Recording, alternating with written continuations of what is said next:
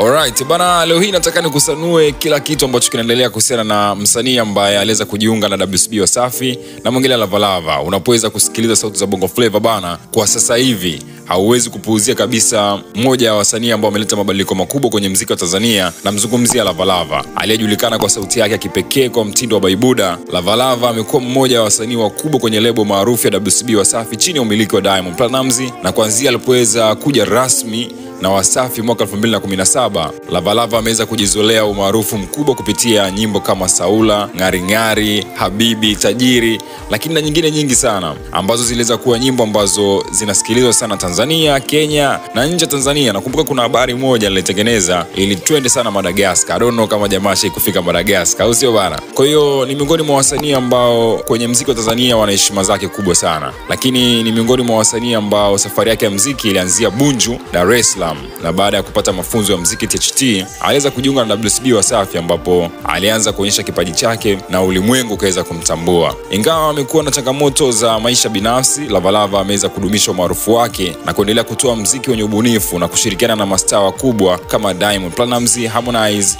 Mbosso na wengine wengi sana. Hata hivyo, hivi karibuni kumekuwa na tetesi za kuhusu kuondoka kwake WCB Wasafi, na ni jambo ambalo limezua hisia mseto ama hisia kubwa kabisa kwa mashabiki zake, kwa sababu wadau wengi wanaamini kwamba ukiwa WCB basi mambo yamenyoka kirahisi na vitu kama hivyo. So na mchongo mzima kuhusiana na Lavalava alichokifunguka Baba Levo nacho. Usiondoke na taarifa kamili pia kuhusiana na Lavalava tangu ameweza kujiunga WCB Wasafi mpaka leo hii hapa. I hope utaenjoy sana. Please gonga like kwenye video, subscribe to MTV kama bado, toche comment yako. Nini kuhusiana na hili swala, unawaza kwamba Lavalava kuondoka WCB Wasafi ni hatua nzuri ama mbaya?